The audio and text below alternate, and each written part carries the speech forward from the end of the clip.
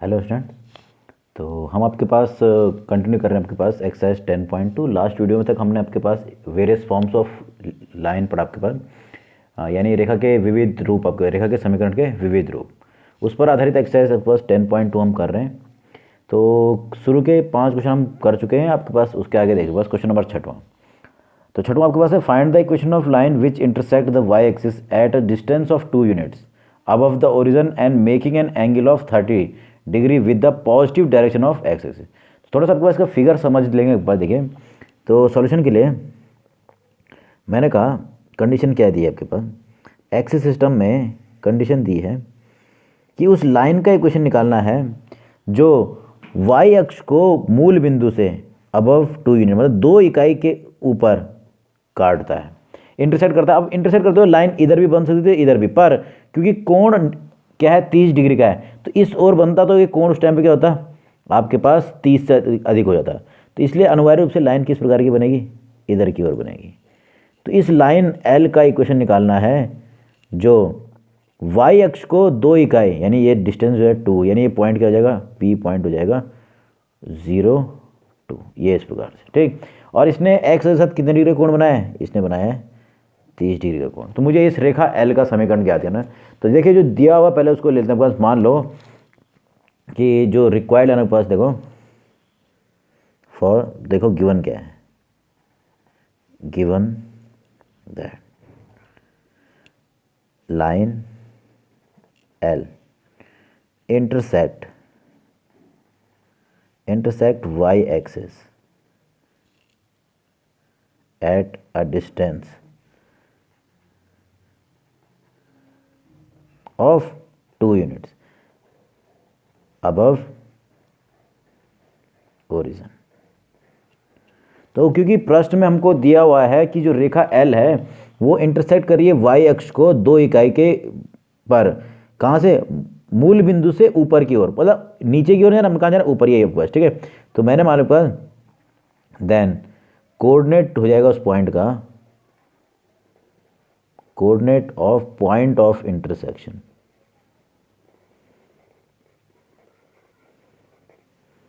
Is P. Point of intersection जो P है तो कोऑर्डिनेट हो जाएंगे 0 और 2। तो अब इसको देखो तो ये 0 2 आपके पास का पॉइंट मिल गया आपके पास, ठीक है। तो बिंदु मुझे मिल गया आपके पास। अब ये अनिवार्य रूप से क्या है, ये किस पर स्थित है, लाइज ऑन लाइन एल। क्योंकि ये प्रतिच्छेदी बिंदु है तो ये वाई अक्ष पर तो है ही, साथ साथ इस रेखा एल पर भी स्थित होने वाला है। तो यानी मुझे रेखा एल पर स्थित एक बिंदु मिल गया, मतलब मुझे x1 y1 मिल गया। अगर मुझे इसका समीकरण निकालना तो मुझे ढाल भी निकालना चाहिए, क्योंकि इसने पहले से दिया है कि इसने x के साथ कितने डिग्री का कोण बनाया, 30। तो इसके अतिरिक्त आपको मिला हुआ है angle of inclination,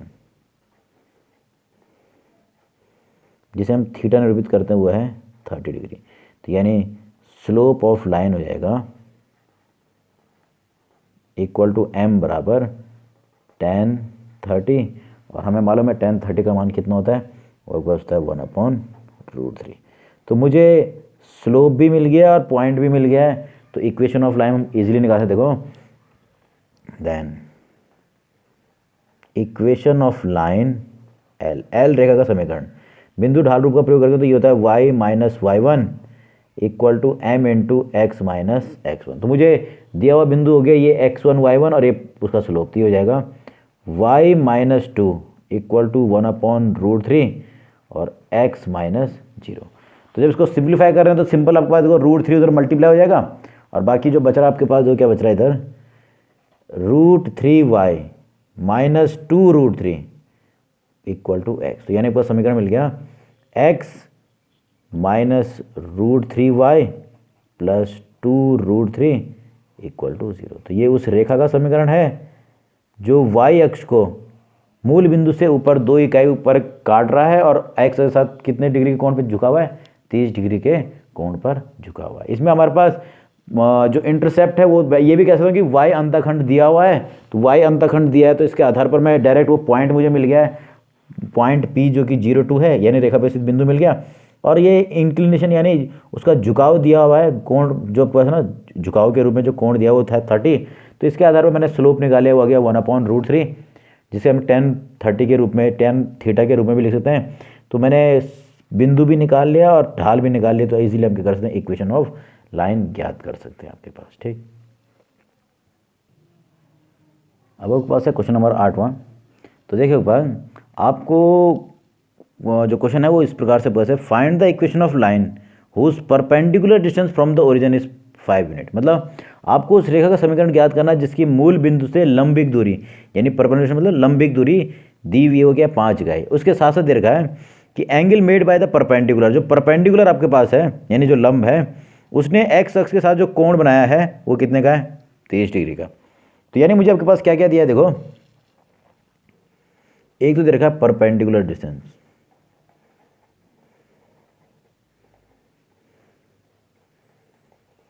distance of line from origin, ये आपको निरूपित किया गया था हमने P द्वारा, और P इक्वल टू यहाँ कितने रखा है 5, P बराबर कितना दे रखा है 5 इकाई। ठीक, उसके अतिरिक्त आपके पास दे रखा है कि angle between, angle made by perpendicular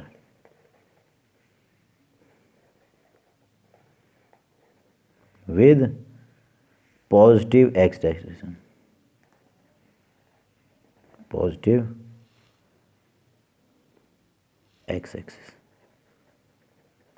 is 30, जिसे हम निरूपित करते हैं 30 डिग्री, जिसे हम निरूपित करते हैं omega.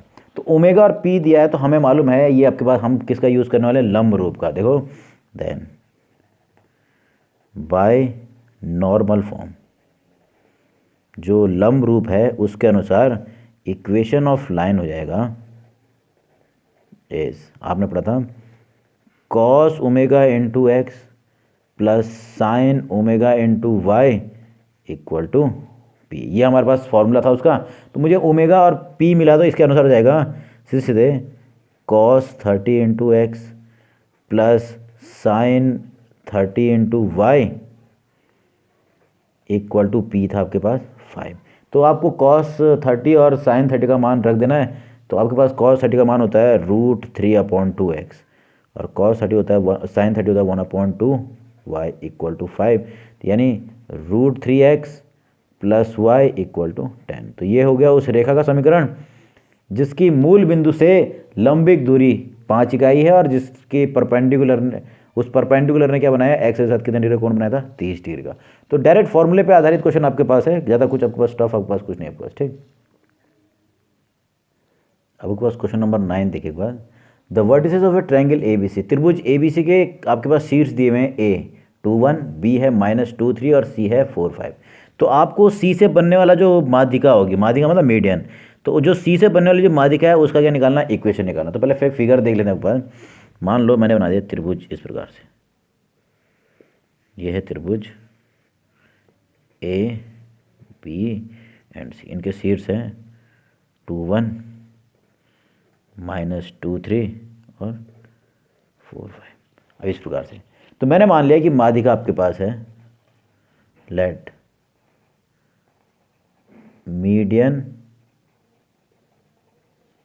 Through the vertex C, जो वर्टेक्स C है यानी जो शीर्ष C है उससे जो माध्यिका बन रही है वो है आपके पास CD, यानी ये इस प्रकार से मैंने बना दिया फिगर में, ये मान लिया CD।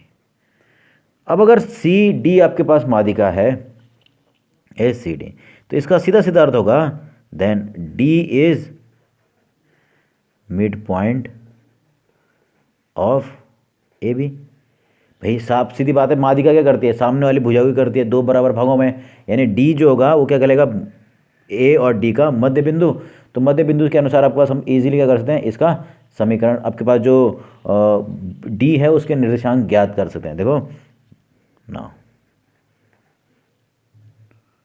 कोऑर्डिनेट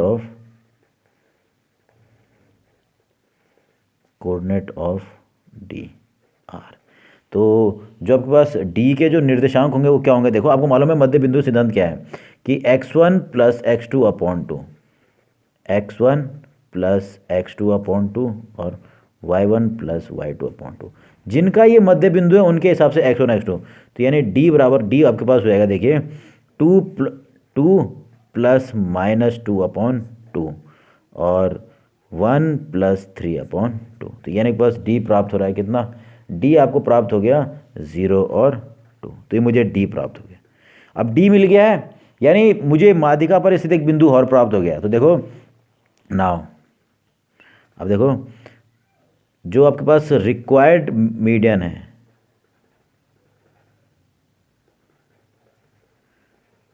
इज, अब वो रिक्वायर्ड मीडियन क्या होगा, यानी इक्वेशन ऑफ जो मीडियन है वो क्या होगा, उसके लिए मैं यूज़ कर रहा हूँ बाय 2 पॉइंट फॉर्म। किसके द्वारा, क्योंकि मुझे उस माध्यिका पर स्थित दो बिंदु मिल गए, एक तो सी था ही और एक मैंने डी निकाल लिया है जो कि क्या है, तो जो 2 पॉइंट फॉर्म है उसके द्वारा आपके पास देखो क्या होगा, इक्वेशन ऑफ मीडियन इस, यानी उस माध्यिका का समीकरण हो जाएगा आपके पास y minus Y one equal to y2 minus Y one upon x2 minus x1 into x minus x1। तो मैंने मान लिया सी बिंदु के निशांक है x1 y1 और इसके जो निकाले गए हैं x2 y2। तो इस हिसाब से हो जाएगा y माइनस वाई वन, मतलब c1 के मैंने मतलब 1, y1 कितना है 5, equal to y2 minus one, मतलब आपके पास मालूम है इसके बिंदु जो हैं ये तो हो गया x1 y1 और ये हो गया x2 y2। तो 5 माइनस 2, यार बस देखो क्योंकि ये x1 y1 था, तो ये y2 यानी 2 minus 5, 2 minus 5 upon 0 minus 4 into x minus 4। तो ये इस प्रकार से आपके पास आ रहा है। इसको आप इजीली सिंप्लीफाई कर सकते हो। ये आपके पास कितना हो रहा है देखिए, जब मैं तो सिंप्लीफाई करो तो ये हो रहा है y माइनस 5 इक्वल टू ये और था -3 अपॉन -4, मतलब 3/4 और x माइनस 4 ये आपके पास प्राप्त हो रहा है। ठीक, तो x माइनस 4 ये प्राप्त हुआ। तो आप इसको जब सिंप्लीफाई करो तो लास्ट में आपके पास मिल जाएगा सिंपली, देखिए इक्वेशन ऑफ लाइन में 4 गुना इधर हो जाएगा तो हो जाएगा 4y minus 20 equal to 3x minus 12। तो ये मुझे ये प्राप्त हो रहा है आपके पास। इसको हम इजीली सॉल्व करेंगे तो आप इसका जो मानक रूप जो हमने अभी तक लाइन का पढ़ा वो था ax plus b y plus c, तो उस रूप में लिखेंगे तो ये हो जाएगा। देखिए इसके आधार पर समीकरण मिल जाएगा 3x minus 4y plus 8 equal to 0। तो ये है इस जो मीडियन जो सी डी है उसका समीकरण। इसलिए हमको बस ये ध्यान देना है कि हमें किन चीज़ों की आवश्यकता है रेखा का समीकरण ज्ञात करने के लिए। अब मुझे एक बिंदु मिल था पहले से मालूम है, क्योंकि मुझे माध्यिका निकाला तो एक बिंदु मिला हुआ उस पर, तो दूसरा बिंदु मुझे यहाँ मध्य बिंदु सिद्धांत से मिल जा रहा है जो कि डी है। तो जब दो बिंदु मुझे प्राप्त हो गए सी और डी, तो इक्वेशन ऑफ लाइन किससे निकालेंगे, यानी मीडियन का जो समीकरण कैसे निकालेंगे, बाय 2 पॉइंट फॉर्म। तो 2 पॉइंट फॉर्म ये है, तो सीधे वैल्यू रख दिए। मैंने जो कहा दिया हुआ बिंदु जो पहले से था उसको मैंने लिया x1 y1 और जो डी आपने निकाला हो गया x2 y2। तो सीधे डायरेक्ट फॉर्मूले से आपके पास इसकी वैल्यू प्राप्त हो जा रही है। तो अब मैं आपको बता रहा हूँ क्वेश्चन नंबर 11 आपके पास।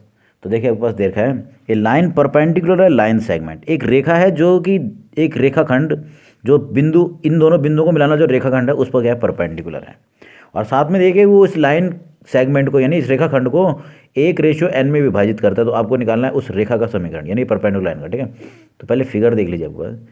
तो फिगर इस प्रकार से है कि एक लाइन सेगमेंट है, मैंने कहा ये इस प्रकार से, ये ए पॉइंट था 10 और बी पॉइंट है 23। तो एक लाइन ऐसी है जो इसको ये जो उस पर क्या है परपेंडिकुलर है, एक लाइन है एल जो क्या है इस पर परपेंडिकुलर, जो इसको 1:n में विभाजित कर रही है। अब थोड़ा ध्यान देना, अनुपात आ गया, विभाजन का तो हम जरूर यूज़ करने वाले हैं क्या, सेक्शन फॉर्मूला। किसके लिए, ये जो पॉइंट ऑफ इंटरसेक्शन है इसको ज्ञात करने के लिए 1:n में विभाजित कर रही है। तो मुझे क्या करना है, इस रेखा एल का समीकरण ज्ञात करना। अब ध्यान देना, इस रेखा एल का अगर आपको समीकरण ज्ञात करना है तो रेखा का समीकरण ज्ञात करने के लिए यहाँ पर दो चीज़ों की जरूरत पड़ेगी। एक तो एक पॉइंट जो कि पॉइंट ऑफ इंटरसेक्शन है ये पी की, और साथ में मुझे इसकी ढाल की आवश्यकता है। तो ढाल के लिए क्या कहा है कि रेखा परपेंडिकुलर है इस पर। तो सबसे पहले मैं क्या करूँगा, अब देखो ये रेखाखंड है ए बी और ये आपके पास रेखा एल जिसका समीकरण ज्ञात करना। अगर ये दोनों आपस में परपेंडिकुलर है तो आपको मालूम है उनके ढालों के परपेंडिकुलर लाइंस के बीच में जो ढालों का जो संबंध होता है क्या होता है, दोनों की ढालों का गुणनफल क्या होता है हमेशा -1। तो सबसे पहले देखो गिवन पॉइंट्स क्या हैं, given points are A 1 0 and B हो गया 2 3। तो मैं आपसे पूछूं स्लोप ऑफ लाइन सेगमेंट,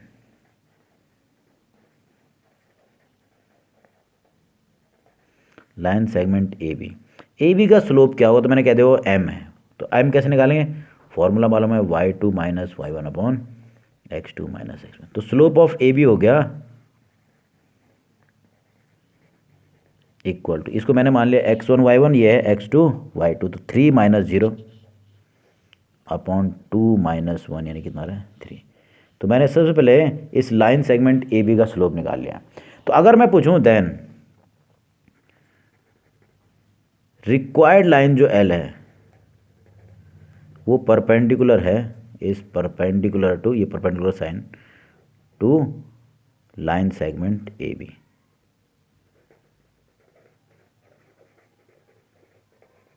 जो ए बी है उसका जो लाइन सेगमेंट जो ए बी है उस पर परपेंडिकुलर कौन है? Required line. तो इसका सीधा सीधा अर्थ है slope of line into slope of A B equal to क्या होना चाहिए? -1। तो स्लोप ऑफ लाइन इस हिसाब से मिल जाएगा, slope of line equal to -1 upon slope of A B, जो कि आपने निकाला हुआ है कितना है? -1/3। तो मुझे क्या प्राप्त हो गया? मुझे ए बी रेखा पर जो लंब रेखा है उसका स्लोप प्राप्त हो गया। देखो तो हमें प्राप्त हुआ स्लोप ऑफ रिक्वायर्ड लाइन, जो मैं एल निरूपित कर रहा हूँ, ये इक्वल टू कितना आ गया? 1/3। तो मैंने स्लोप निकाल लिया। अब स्लोप निकाले तो अब क्या निकालना पड़ेगा मुझे? अगर बिंदु भी चाहिए तो बिंदु मैं निकालूंगा बाय सेक्शन फॉर्मूला। तो ये पी पॉइंट के निर्देशांक हम करेंगे, आपने पढ़ा है आपके पास सेक्शन फॉर्मूला 10th में, तो उसका यूज़ मैं करने वाला आपके पास। देखिए किस प्रकार से। अब देखिए कंडीशन क्या दी है कि जो रिक्वायर्ड लाइन, जो लाइन मुझे निकालनी है वो क्या करती है? लाइन सेगमेंट ए बी को 1:n में विभाजित करती है। Then by section formula, section formula का यूज़ करते हम क्या निकालेंगे? जो पी पॉइंट जहाँ पर वो इंटरसेक्ट कर रहा है उसका हम कोऑर्डिनेट निकालेंगे, पॉइंट ऑफ इंटरसेक्शन इज, आपको मतलब पॉइंट ऑफ इंटरसेक्शन कितना होना चाहिए?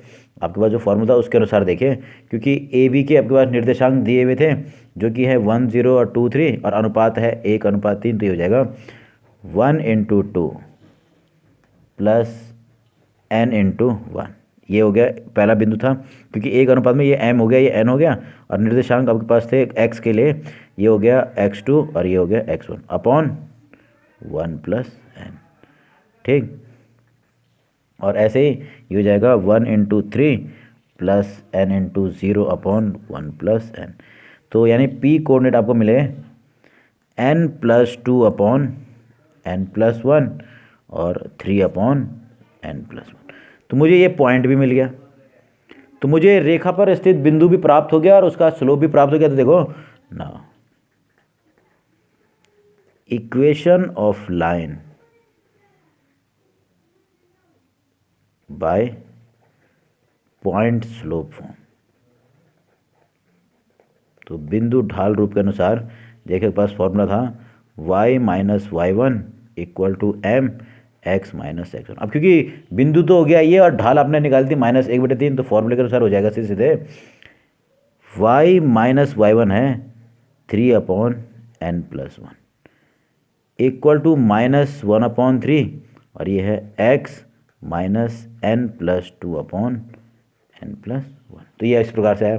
तो जब इसको सिंप्लीफाई करेंगे तो देखो क्या होगा, ध्यान देना, ये पहले आएगा एलसीएम में, तो ये हो जाएगा n + 1 × y - 3 अपॉन n + 1।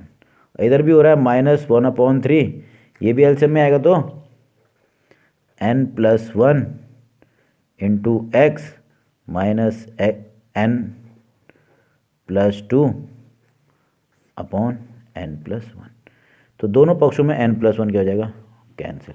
3 गुणा भी हो जाएगा, तो बस हो रहा है, देखिए इक्वेशन आएगा 3 टाइम्स ऑफ n + 1 × y -9, ये गुणा इधर भी होगा। अब ये माइनस से गुणा होगा तो -n+1 इंटू एक्स, और ये माइनस से भी गुणा तो माइनस होगा प्लस और n+2। तो मैं एक पक्ष में जाना तो ये हो रहा है आपके पास, देखिए इक्वेशन मिल जाएगा n+1 into X +3 into n+1 into Y, ठीक। और बाकी जो पद था आपके पास उसको मैं दोनों, जो आपके पास साथ में 9 भी बच रहा था, तो उसको जब मैं इसका पक्षांतर यहाँ करूँ तो 2 ये भी है, तो हो जाएगा n+11। तो ये आया उस रेखा का समीकरण जिसने उस रेखाखंड ए बी को n/1 में परपेंडिकुलरली डिवाइड किया है। अनिवार्य रूप से क्या है, परपेंडिकुलर, इसलिए परपेंडिकुलर नहीं बताया जाता तो हम उसका ढाल ज्ञात नहीं कर सकते थे आपके पास, ठीक। आपके पास है एक्सरसाइज का क्वेश्चन नंबर 13 और काफ़ी इंपॉर्टेंट क्वेश्चन है, ठीक है। तो कंडीशन क्या है, आपको उस लाइन का क्वेश्चन निकालना है जो पॉइंट 2 से गुजर रही है और जिसके द्वारा जो अंतःखंड है उनका योग कितना होना चाहिए, उसके द्वारा निर्मित जो अंतःखंड है अक्षों के साथ उनका योग क्या है 9। तो सम ऑफ इंटरसेप्ट क्या है इज 9 और साथ में पॉइंट ये, ठीक। देखो एक बार सॉल्यूशन, तो पॉइंट दिया हुआ आपके पास, ठीक है, यानी आपके पास अब ये अंतःखंड भी दिया, तो देखो आपके पास मान लो एक बार let intercepts made by required line, रेखा जो L जो मुझे ज्ञात करनी है उसके द्वारा जो निर्मित अंतःखंड है A एंड B, वो क्या है A और B है, उसके द्वारा जो निर्मित अंतःखंड वो क्या है A और B। तो कंडीशन के अनुसार दिया हुआ है कि इन इंटरसेप्ट का योग क्या है 9। तो इस प्रकार से है, तो इक्वेशन ऑफ लाइन होगा,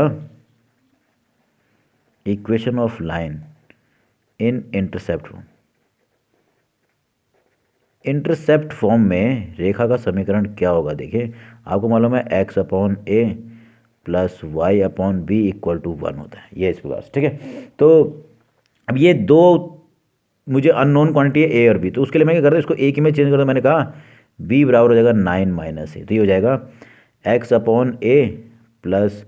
y/9 - a = मैंने क्या कर दिया a और b पर आधारित ना करते हुए इसको केवल a पर आधारित, मतलब एक चर पर, एक उस पर आधारित कर दिया आपके पास, ठीक है, किस पर, केवल a पर। अब थोड़ा सा ध्यान देना है आपको कि ये है उस रेखा का समीकरण जिसके द्वारा निर्मित अंतःखंडों का योग कितना है 9 है। तो उसके आधार पर मैंने समीकरण लिख दिया, ये है अंतःखंड रूप में समीकरण क्या होना चाहिए। अब क्योंकि आपके पास अनिवार्य रूप से कहा गया है कि ये जो है वो बिंदु 2 से गुजरता है, देखो as required line L passes through 2, ये जो बिंदु दिया हुआ है इससे गुजर रहा है, इसका अर्थ होगा so point 2 satisfied equation of line, ये करेगा रेखा के समीकरण को भी संतुष्ट करने वाला है। क्योंकि ये कहा गया ना, प्रश्न में कहा था कि आपका रेखा क्या है इस बिंदु से गुजर रही है, तो जो भी बिंदु आपके पास, जिस भी बिंदु से रेखा पर गुजरने वाली है, या फिर मैं कह सकता हूँ अगर कोई बिंदु रेखा पर उपस्थित है तभी आपके पास वो गुजरने वाला, ठीक है, तो वो उसके समीकरण को संतुष्ट करता है। क्या करेंगे, एक्स, इस बिंदु के एक्स और वाई निर्देशांक रख देंगे इसमें, तो ये हो जाएगा 2/a + 2/9 - a = 1। तो ये आपके पास आ गया, ये आपके पास, इसको जब सॉल्व करना तो ये फिर a पर आधारित एक समीकरण प्राप्त होना है। देखो किस प्रकार से हो जाएगा 9 - a × a अपॉन में नीचे एलसीएम आ गया, हो जाएगा 2 × 9 - a + 2 × a = 0। तो मुझे समीकरण मिल रहा है आपके पास, देखो इसे सॉल्व करें तो 18 - 2a + 2a = ये गुणा आपके पास यहाँ पर 1 था, तो पक्षांतर करते हो जाएगा 9a - a²। तो मुझे इसका समीकरण के रूप में प्राप्त हो रहा है, देखो आपके पास यहाँ पर प्राप्त हो गया आपके पास समीकरण के रूप में, जब वैल्यू निकाल रहे हैं आपके पास तो देखो क्या प्राप्त होता है। तो इससे डायरेक्ट आपको पता चल रहा है, देखो इक्वेशन मिल रहा है, इधर पक्ष ये तो a से a कैंसिल, ये हो जाएगा a² - 9a + 18 = 0। तो मुझे ये समीकरण मिल रहा है और इसके आधार पर मैं इजीली a के मान प्राप्त करने वाला हूँ। देखो किस प्रकार से, देखिए द्विघातीय समीकरण है, इसको सॉल्व करेंगे आपके पास। तो जब गुणनखंड विधि से मैं इसको सॉल्व करना बैठ रहा हूँ आपके पास, देखो तो क्या होगा, इसको मैं लिखता हूँ a² - 6a - 3a + 18 = 0, क्योंकि मुझे मालूम है 6 3 18 भी होता है और इन दोनों को जोड़ के 11 9 भी आ रहा, तो ये हो जाएगा a उभयनिष्ठ a - 6 - 3 उभयनिष्ठ a - 6 = 0। तो इससे मुझे a के मान मिल रहे हैं 3 और 6। तो a के दो मान मिल गए बस 3 और 6। जब a मिल गया आपके पास तो हम इजीली आपके पास देखो समीकरण को निकाल सकते, देखो इफ a = 3 तो b = हो जाएगा 6, और इसी प्रकार से इफ a = 6 तो b = क्या हो जाएगा 3, क्योंकि हमको मालूम है दोनों का योग क्या होना चाहिए आपके पास 9 होना चाहिए। तो आपके पास अगर a का मान 3 है तो b 6 हो जाएगा। तो रिक्वायर्ड इक्वेशन हो जाएंगी, required equation of line are, क्योंकि दो मान मिल रहे तो इस हिसाब से हो जाएगा x/3 + y/6 = 1। एक तो ये प्राप्त हो रही है जो पहली कंडीशन है उसके अनुसार, और दूसरी आपके पास हो जाएगी x/6 + y/3 = 1।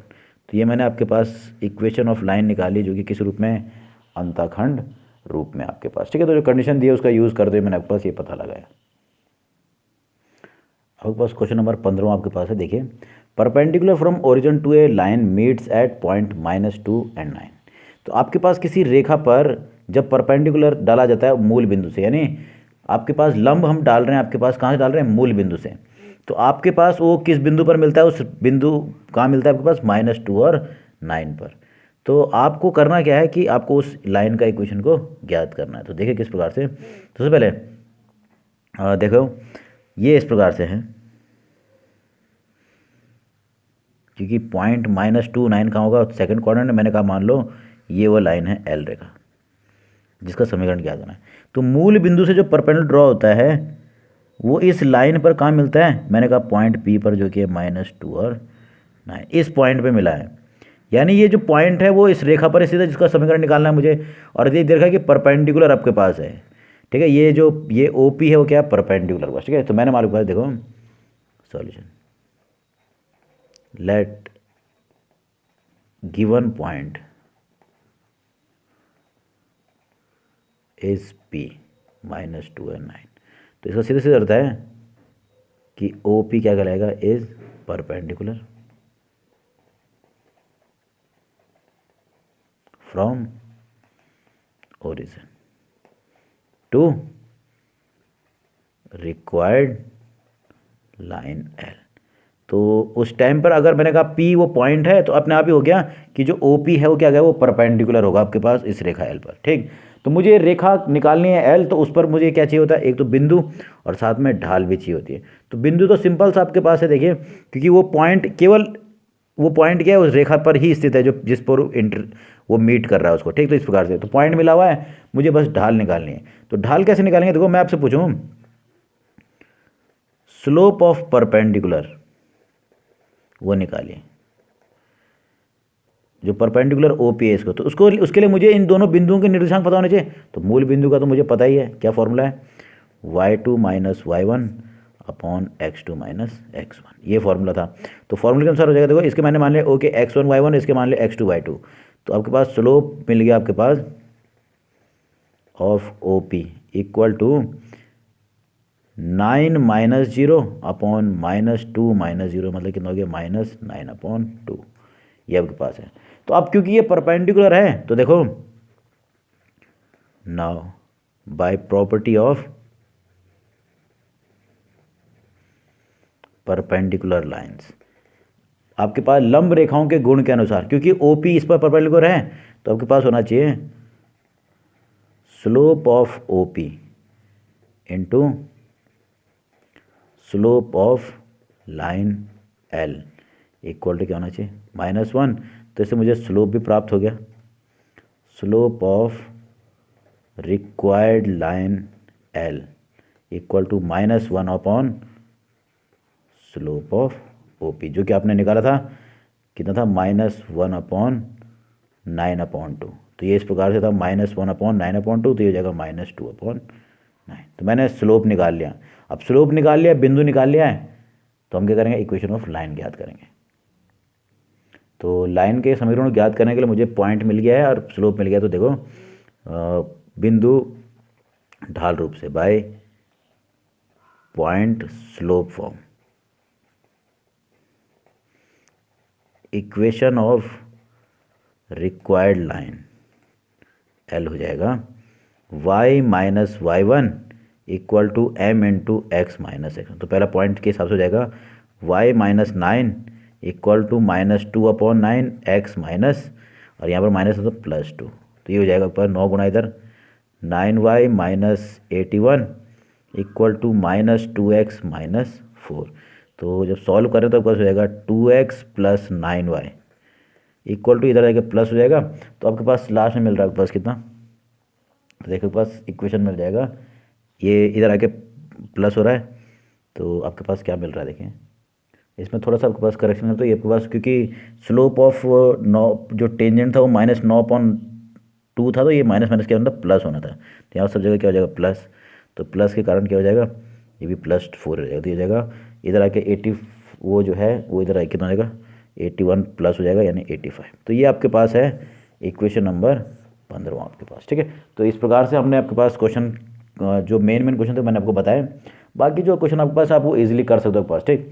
तो इसके बाद जो नेक्स्ट वीडियो जो आपके पास मैं अपलोड करूँगा वो आपके पास होगा आपके पास व्यापक रूप, रेखा का व्यापक रूप यानी general equation of A line. उसके द्वारा हम क्या करेंगे, उसको व्यापक रूप को विशिष्ट रूप जो हमने पढ़े हैं उनमें चेंज करेंगे आपके पास, ठीक।